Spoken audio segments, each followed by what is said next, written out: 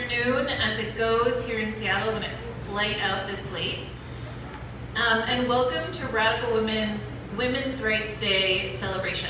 Yay.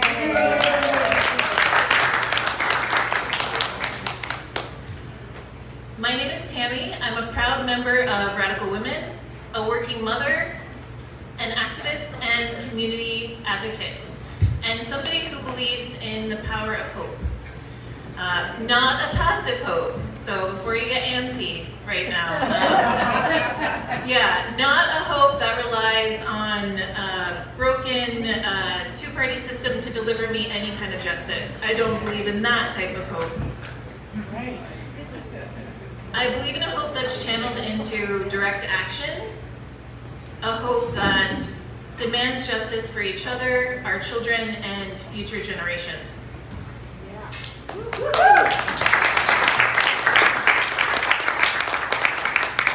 So tonight we're going to hear powerful words from inspiring rebels.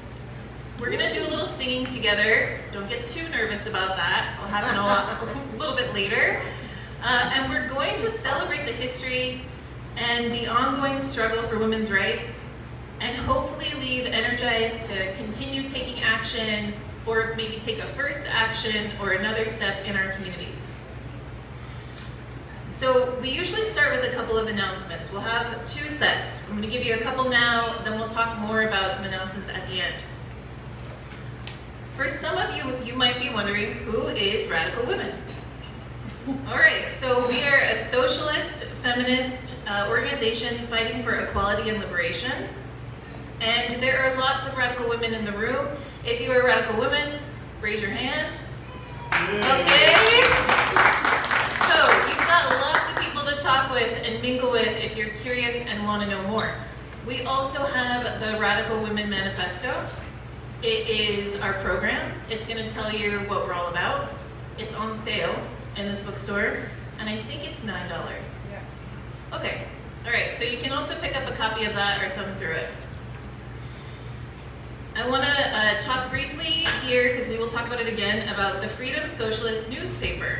So if you have not picked up this paper, if you're hearing about it from me for the first time, I cannot wait for you to give it a read and to check it out. We have copies of the Freedom Socialist paper right back here. There's a recent issue that came out. And we are doing a fund drive. So the Freedom Socialist is not backed by some big sleazy corporation. It is fueled by people. And it is people who keep that paper running and keep that journalism coming to you. So we're going to be asking if maybe you can contribute to that throughout our program. Okay, so we're here to commemorate Women's Rights Day, so we're going to do a little history on that, and then we're going to jump into our program. On August 26, 1920, the 19th Amendment, giving women the right to vote, was finally passed over. It took nearly a century for this to happen. Yeah, it's the most basic, fundamental, democratic right. It took 100 years for women to get this basic piece of citizenship.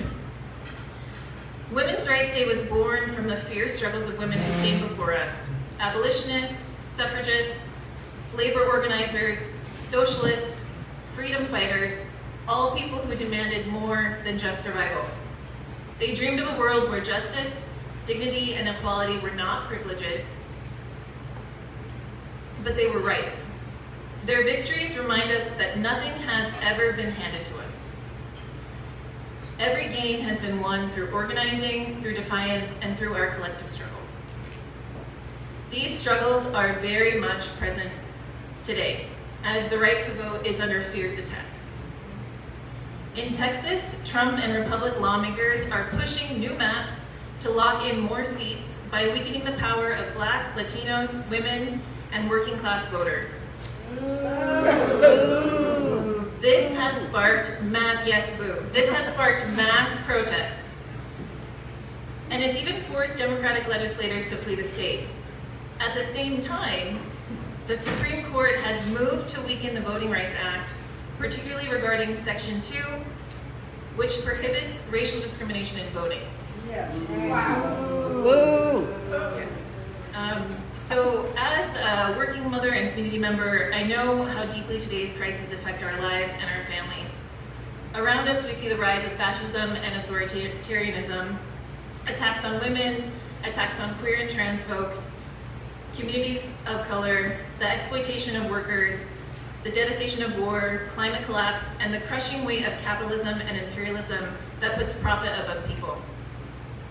They impact our homes, our children, our neighborhoods, and just as the women who came before us confronted slavery, fascism, and oppression, we too are called to rise, to resist, and to fight for justice today. That's right.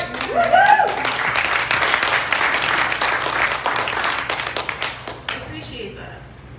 But it can feel a little overwhelming, do you think? Like a little bit? It's been feeling a little collectively heavy lately. So I just want to remind us that in that recognition of the collective weight, we find our unified power.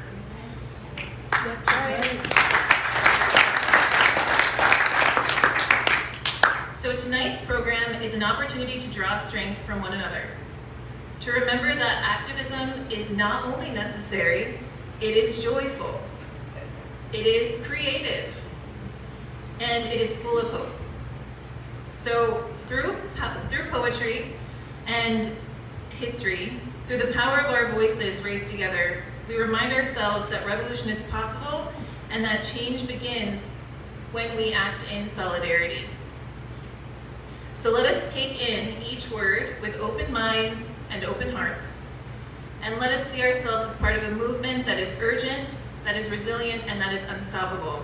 And let us leave here ready to continue building our big, beautiful rebellion together. And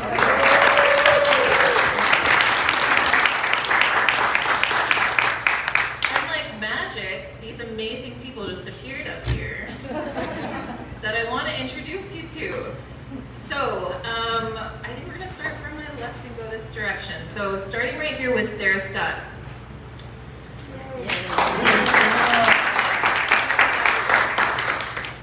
So, Sarah is a Black woman and marine electrician, a member of Radical Women, and the Comrades of Color Caucus, C's.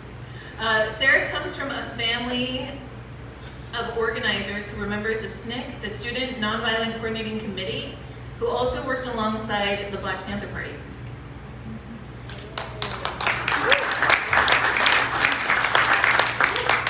Next to Sarah, we welcome Suki Wolf, longtime Radical Women member, poet, and early lesbian activist. Suki serves on the staff of the Freedom Socialist newspaper, which you heard about. And Suki was a founding member of both the Radical Women and Freedom Socialist Party branches in San Francisco.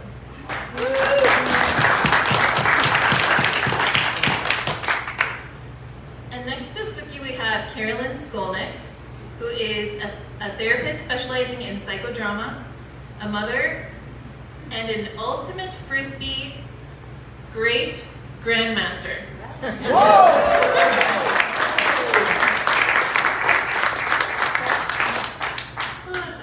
Carolyn also brought us some material this week for the last part of our program. That was pretty cool. All right, and then we move on to welcome Mariana Morante, an SCIU staff member who works with home and healthcare workers. Originally from Jalisco, Guadalajara, Mexico, Mariana has been recently doing a lot of organizing, against Trump's big, abysmal bullshit bill. Heard again. She spent some time in Washington, D.C., and then actually brought back a ton of information for us a couple of meetings ago.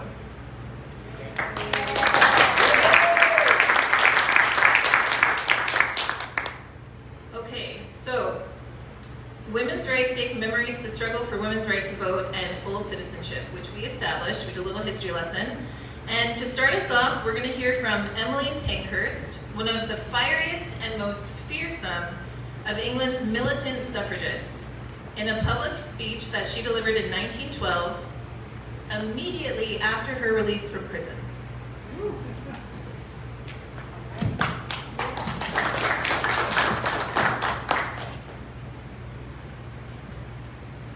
It always seems to me when the anti-suffrage members of the government criticize militancy in women that it is very like beasts of prey reproaching the gentler animals. Criticism from gentlemen who do not hesitate to order out armies to kill and slay their opponents, who do not hesitate to encourage party members to attack defenseless women in public meetings, criticism from them hardly rings true.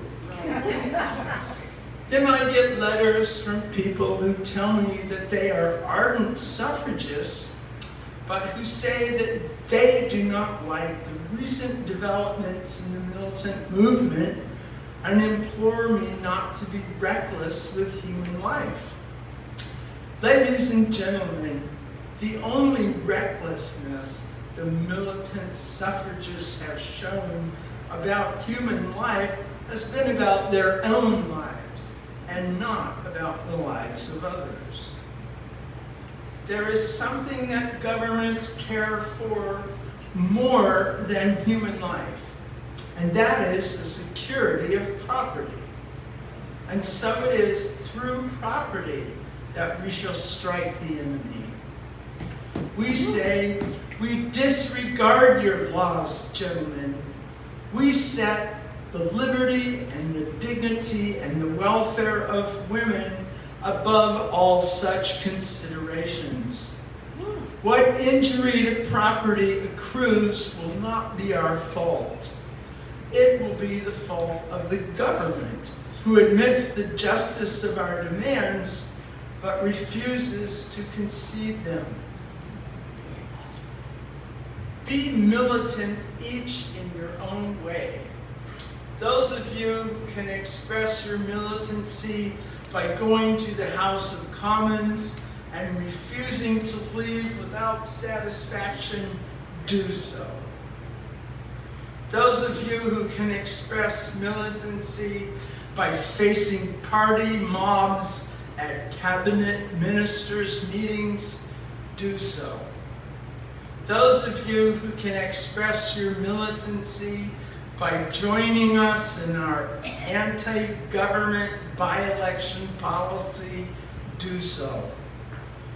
Those of you who can break windows, break them. Those of you who can still further attack the secret idol of property, do so. I incite this meeting to rebellion.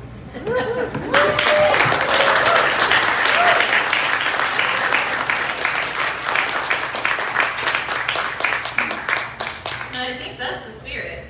I've heard of a call to action, but Emmeline, that was a call for rebellion. And though we may not all be smashing windows, though you might want to, strategy does matter. Every one of us can rise up, and every one of us can be an activist. The activism can take many forms, but our collective acts, working in solidarity together and striking together, I think have the power to shake the world. So here's what June Jordan had to say in her poem, What is Activism? June Jordan was a black poet from Harlem who was involved in the 1960s, 70s, civil rights, feminist, anti-war, and early LGBTQ movements.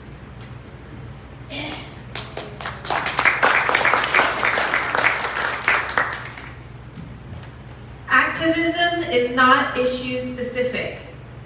It's a moral posture that, steady state, propels you forward from one hard hour to the next. Believing that you can do something.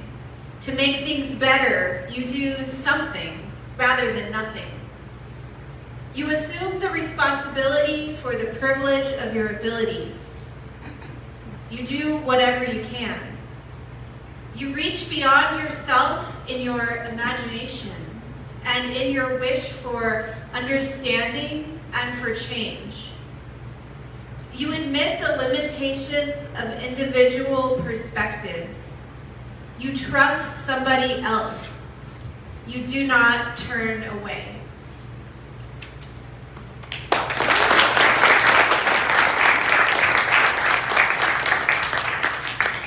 Well said, June. June's words, they cut straight to the truth. Activism is not abstract. It's lived and breathed, found in our poetry, our organizing, and our solidarity. We can take many lessons from the long-term struggle against femicide in Mexico, expressed so powerfully in the words of Song Without Fear by Mexican singer Vivir Quintana.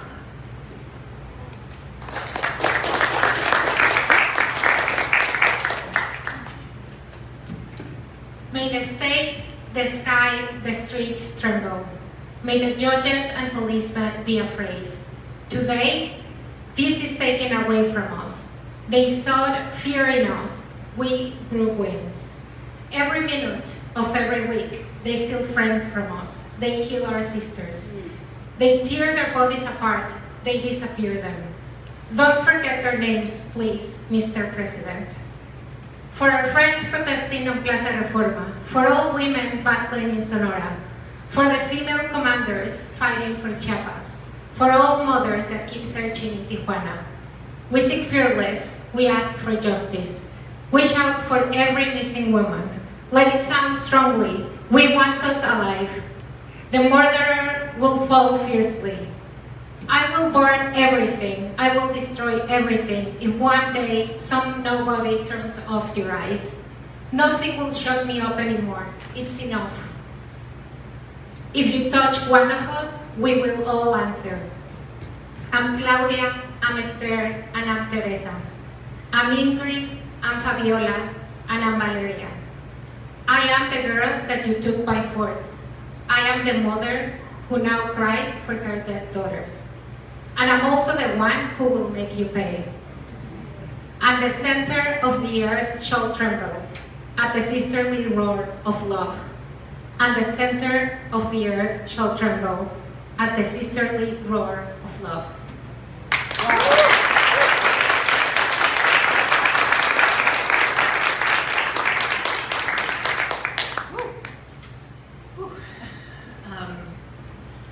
That sisterly roar we just heard in Song Without Fear was echoed around the world when Mexican women organized a nationwide general strike against femicide on March 9th of 2020.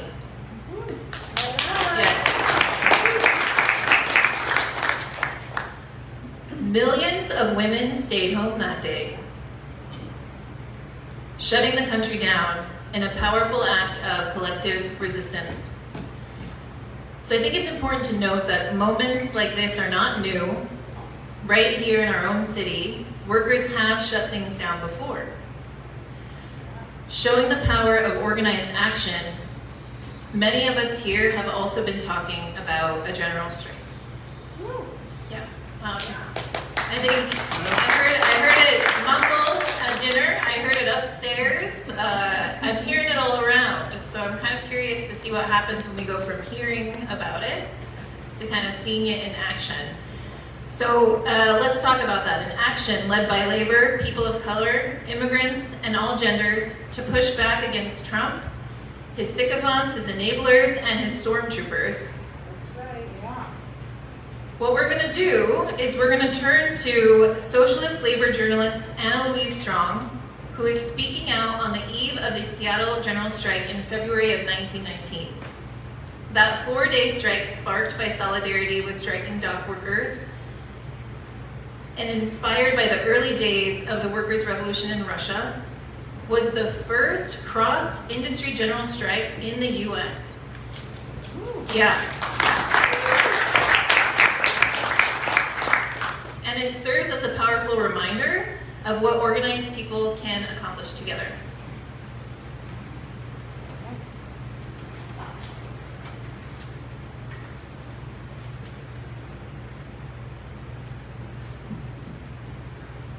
On Thursday at 10 a.m., there will be many cheering, and there will be some who fear. Both these emotions are useful, but not too much of either. We are undertaking the most tremendous move ever made by labor in this country. A move which will lead no one knows where. We do not need hysteria. We need the iron march of labor. Labor will feed the people. 12 great kitchens have been offered, and from them, food will be distributed by the provision trades at low cost to all. Labor will care for the babies and the sick. The milk wagon drivers and the laundry drivers are arranging plans for supplying milk to babies, invalids, and hospitals, and taking care of the cleaning of linen for the hospitals. Labor will preserve order. Not the withdrawal of labor power, but the power of the workers to manage will win this strike. The closing down of Seattle's industries as a mere shutdown will not affect the eastern inhabitants of industry much. But the closing down of the capitalistically controlled industries of Seattle, while the workers organize to feed the people, to care for the babies and the sick, to preserve order, this will move them. For this looks too much like the taking over of power by the workers. Labor will not only shut down the industries, but labor will reopen under the management of the appropriate trades. Such activities as are needed to preserve public health and public peace. If the strike continues, labor may feel led to avoid public suffering by reopening more and more activities under its own management.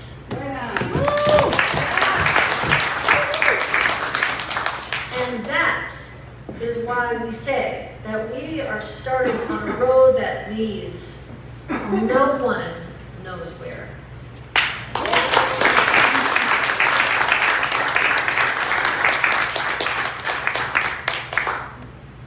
The Seattle General Strike shook the city to its core, reshaping the political landscape and showing that the power of people standing together can get things done. But our struggle reaches far beyond local streets. We are a part of a global network of liberation movements, linked to comrades everywhere who resist oppression, injustice, and exploitation. In that spirit of determination and shared struggle, we turn to the words of legendary civil rights organizer Ella Baker, speaking at a rally in support of the Puerto Rican independence in 1974.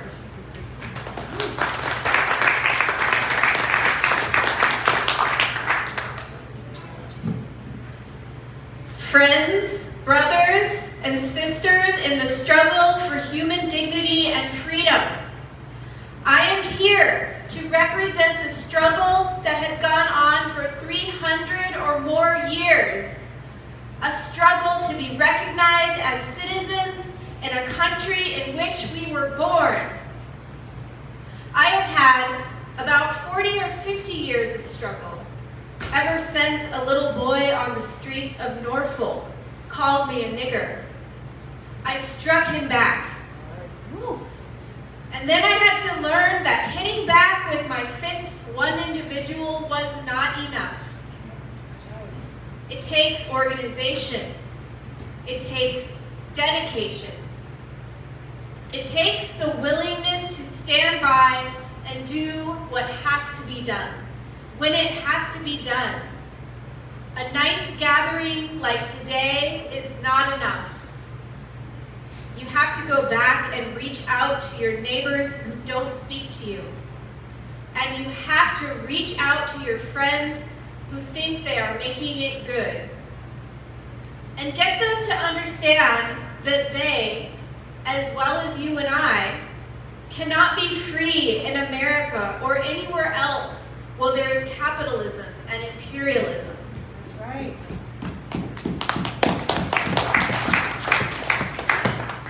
how we can get people to recognize that they themselves have to make the struggle and have to make the fight for freedom every day in the year, every year, until they win it.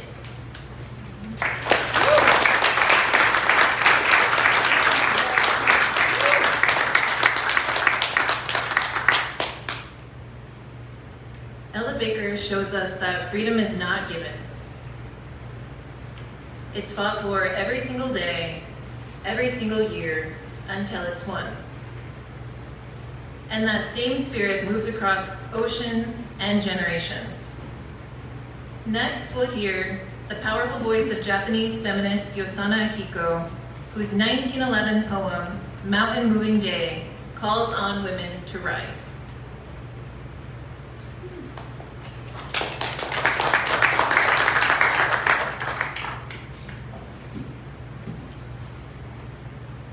The mountain moving day is coming. I say so, yet others doubt. Only a while the mountain sleeps. In the past, all mountains moved in fire.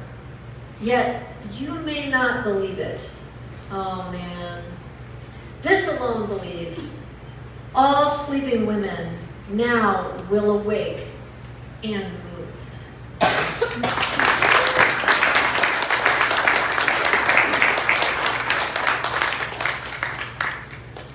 The volcano of rebellion spans the globe, from Japan to the Americas. The fire Akiko called forth is alive everywhere. Women are rising, they're organizing, and they're refusing to wait for permission to demand justice. In this 2019 letter to global women activists, Indigenous Zapatista women vow to keep the fiery light burning that was sparked by the 1994 uprising in Chiapas, Mexico.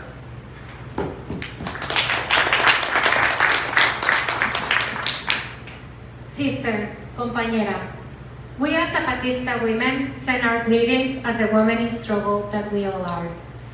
The new back governments have said clearly that they are going to carry forward the mega projects of the big capitalists. They have said that they'll allow the mining companies to come in as well as the agribusiness. Their agrarian plan is wholly oriented toward destroying us as indigenous peoples by converting our lands into commodities. In their plans, our lands will no longer be for us, but for the tourists and their big hotels and fancy restaurants. They want to turn us into their peons, into servants who sell our dignity for a few coins every month. We fought for our freedom, and now we have to fight to defend it so that the painful history that our grandmothers suffered is not relived by our daughters and our granddaughters. We have to struggle so that we do not return to a world where we only cook food and bear children, only to see them grow into humiliation, disrespect, and death.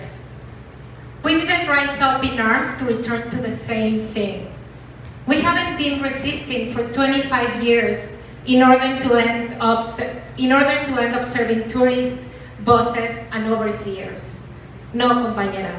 We're going to fight with all of our strength and everything we've got against these mega projects.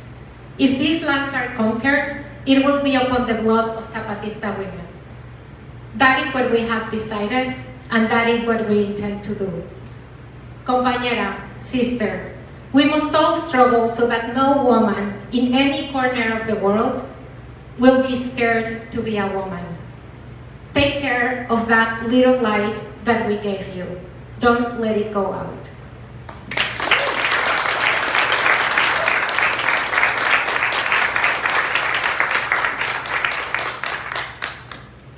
As we hold and protect that light given to us and trusted to us by Zapatista women, we also honor and nurture the light carried by the countless unsung women of color who have led the fight for justice, continue to lead that fight, and move us towards social change. Among them is Black communist Claudia Jones, whose family immigrated from Trinidad.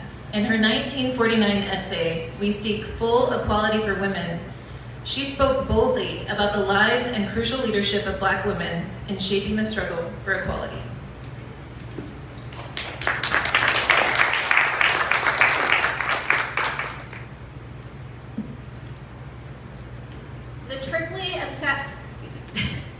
The triply oppressed status of the Black woman is a barometer of the status of all women. The economic, political, and social demands of Black women are not just ordinary demands, but special demands, flowing from special discrimination facing Black women, as workers, and as Blacks. It means first to unfold the struggle for jobs, to organize the unorganized Black women workers in hundreds of open shop factories and to win these job campaigns. It means overcoming our failure to organize the domestic workers. And it means that a struggle for social equality for Black women must be boldly fought for in every sphere of relations between men and women, so that the open door of party membership doesn't become a revolving door because of our failure to conduct this struggle.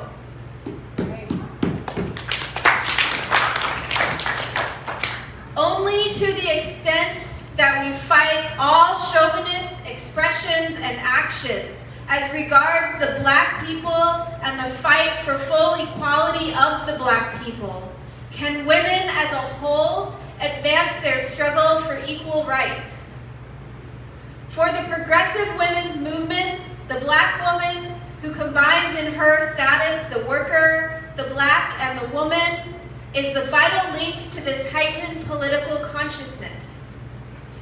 To the extent, further, that the cause of the Black woman worker is promoted, she will be enabled to take her rightful place in the Black proletarian leadership of the national liberation movement, and by her active participation, contribute to the entire American working class, whose historic mission is the achievement of a socialist America, the final and full guarantee of women's emancipation.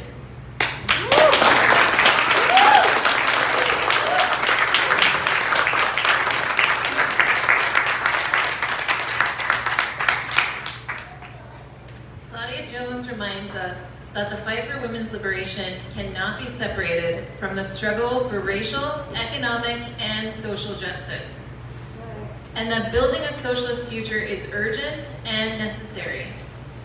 Those truths resonate fiercely today as we witness the ongoing and appalling genocide in Palestine and the atrocities and horrors across the globe. Carrying that same spirit of resistance and hope, radical women poet Suki Wolf will now bring us her powerful poem, For Gaza, opening with a quote from the Bhagavad Gita.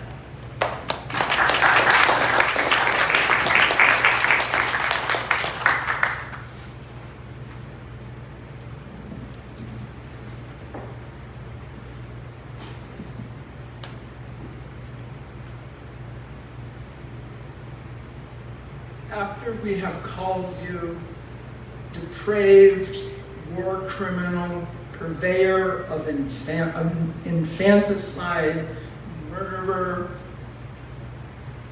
after we have witnessed the awesome power of 2,000-pound bombs used to pulverize Palestinian homes, after we have seen the destruction of schools and hospitals, the searching eyes of starving children, the ragged tents of the dispossessed, inadequate to withstand the freezing rain. After we have marched and occupied buildings and called for the universities to stop investing in genocide, we cannot stop this ugly war. We can only struggle that much harder to stop the killing machine at its source. organize the brothers and sisters into one gigantic wave of resistance, shouting to the warmongers, "We will not tolerate one more minute of depravity, of suffering, of death. We will rise up, the producers of all wealth, the builders of bombs, the women who birth the soldiers, the immigrants and unhoused who have nowhere to call home. We will become a mighty army to sweep this rotten system of war and exploitation and death into the world's biggest dumpster. We will light a fire." I'm sorry, I messed up. Let me start again. "We will become a mighty army to sweep this rotten system of war and exploitation and death into a dumpster the size of the world and light a fire."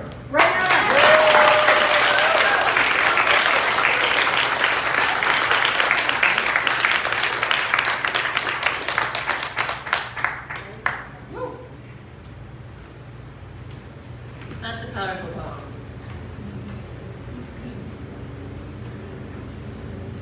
Thank you, Suki, for that resolute call to revolution and resistance. I do love the image of the revolution as a purifying force of fire, burning away the systems that perpetuate the war and suffering.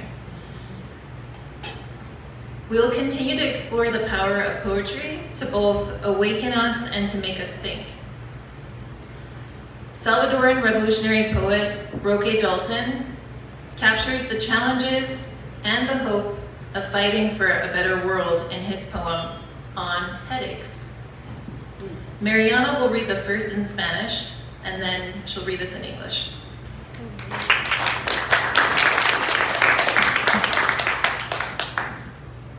Sobre dolores de cabeza.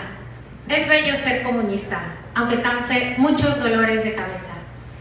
Y es que el dolor de cabeza de los comunistas se supone histórico, es decir, que no cede ante las tabletas analgésicas, sino que solo ante la realización del paraíso en la tierra. Así es la cosa. Bajo el capitalismo nos duele la cabeza y nos arrancan la cabeza. En la lucha por la revolución, la cabeza es una bomba de retardo. En la construcción socialista planificamos el dolor de cabeza, lo cual no lo hace escasear, sino todo lo contrario. El comunismo será, entre otras cosas, una aspirina del tamaño del sol. On headaches. To be a communist is a beautiful thing, although it causes many headaches. And the problem with communist headaches is, as we all know, historical. They don't yield to aspirin, only to the realization of paradise on earth. So it goes. Under capitalism, if our head aches, it gets chopped off. In the struggle for the revolution, the head is a time bomb. In the period of socialist construction, we plan headaches, which does not make them go away, quite the contrary. Communism will be, among other things, an aspirin the size of the sun.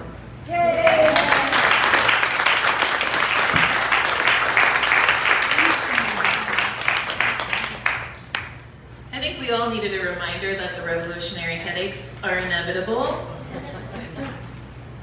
But don't worry, the cure is bigger than your average aspirin. As we learned, it's going to come with a full dose of paradise on earth, so that's good. We can look forward to that. Speaking of sweeter remedies, radical woman and Freedom Socialist Party poet Merle Wu now brings us a playful and joyful perspective on the possibilities of a liberated world. Merle is a pioneering Asian American lesbian activist who fought and won multiple battles against discrimination at the University of California, Berkeley. Here's her poem, Jelly Beans.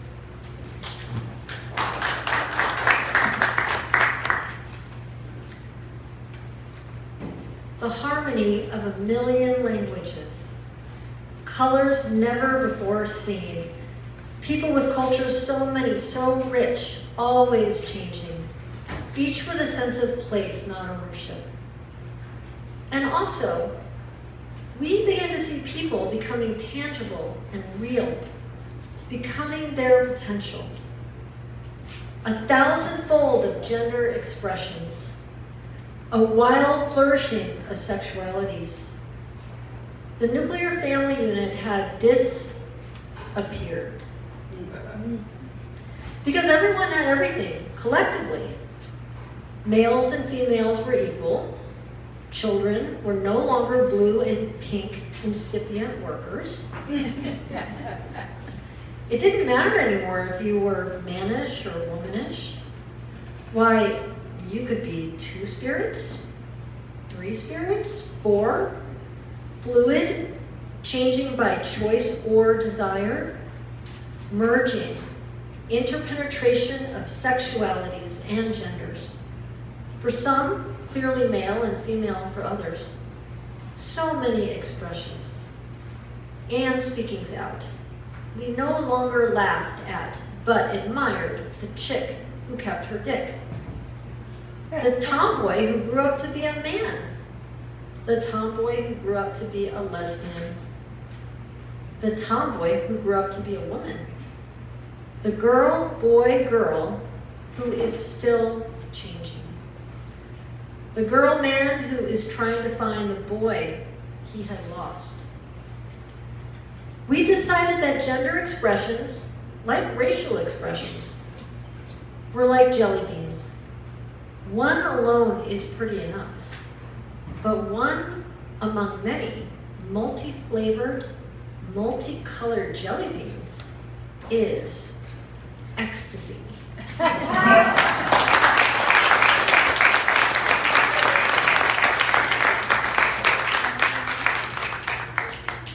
It's so good. Multi-flavored, multicolored, a beautiful vision of everybody just jelly beaning around. This is the world that radical women have been fighting for since our beginning.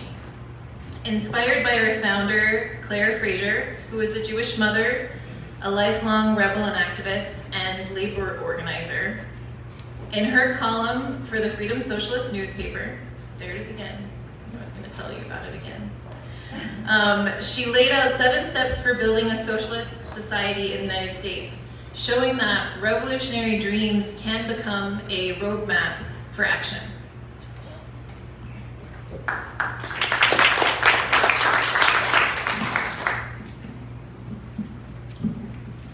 This side of the room doesn't get quite the same thing, so I'm going to turn this way for a change. Whoops, I can't read my. Here we go. Our super pragmatic American minds have difficulty visualizing the changeover from capitalism to socialism. The winds of progress impel you full speed ahead, and launching a society run by and for workers involves following a clear roadmap, no harder to draw up and stick to than the daily task list of a mother, secretary, teacher, computer programmer, electrician, or chef. We can make all this happen, all of us together. Just clip the following post-seizure of power menu, memorize it, and slap it on your fridge door. 1, restructure the government into divisions and jobs that make sense, reflect our needs, and express our hopes and ideals. 2, squelch any counter-revolutionary machinations. Peaceably remove as many kvetches as possible. 3, expropriate the expropriators. In one fell swoop, transfer all private property from the giant capitalists to public ownership. Nationalize the banks, great factories, natural resources, agribusiness, communication and transportation networks, utilities, media conglomerates, and like that. 4, plan and reorganize these operations to create full employment, maximum output of needed goods, and an efficient, environment-friendly, and waste-free production system. 5, back to basics. Complete funding for enriched education, training, health, housing, recreation, and the general welfare. 6, let 1 million cultural flowers bloom. Spark an explosion of rich, creative, diversified, and exciting art in all its forms. 7, have a nice life for a change.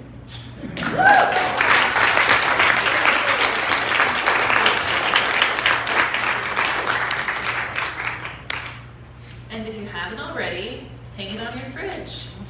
I have a copy. You have a copy? I have a copy. Okay, so we can get you some copies. There's a copier in this building. But basically that's a recipe for having a nice life, revolutionary style. And if you are interested in more about Radical Women or our founder, Clara Fraser, Adrian does have manifestos, and you can go check those out after our program. So we're gonna go from this practical checklist from Clara, and we're gonna turn to another world of rebellion and possibility. We're gonna be inspired by the futuristic view of Andor and Nemik's manifesto from the Star Wars universe, where even the smallest acts of rebellion push the frontier of freedom forward.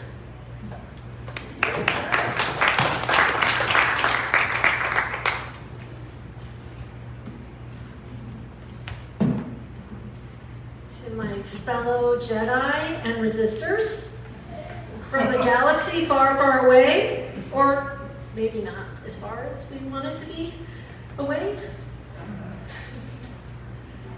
All right, this is the manifesto, Nemik's manifesto. I did a little edit at the end, so I put a little of myself in there. There will be times when the struggle seems impossible. I know this already. Alone, unsure, dwarfed by the scale of the enemy. Remember this. Freedom is a pure idea. It occurs spontaneously and without instruction. Random acts of insurrection are occurring constantly throughout the galaxy. There are whole armies, battalions, that have no idea that they've already enlisted in the cause. Remember that the frontier of the rebellion is everywhere. And even the smallest act of insurrection pushes our lines forward. And remember this. The imperial need for control is so desperate because it is so unnatural. Oh yeah. Tyranny requires constant effort. It breaks, it leaks, authority is brittle. Oppression is the mask of fear. Remember that. And know this. The day will come when all these skirmishes and battles, these moments of defiance will have flooded the banks of the empire's authority, and then there will be one too many. One single thing will break the siege. Remember this. Hope, imagine, believe, and try. One on.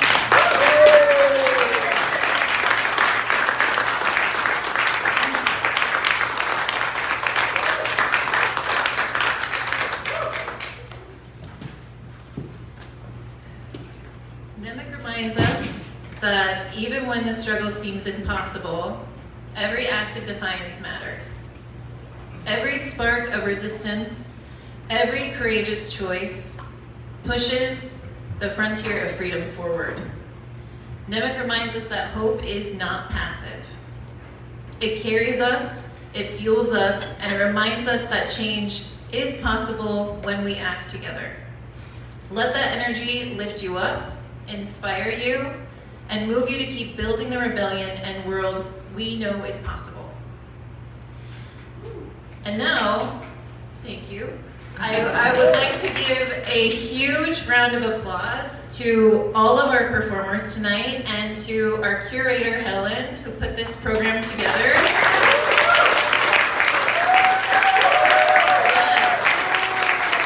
Your energy,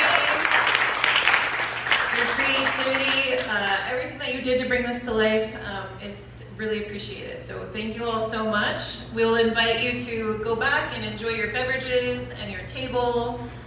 Thank you again.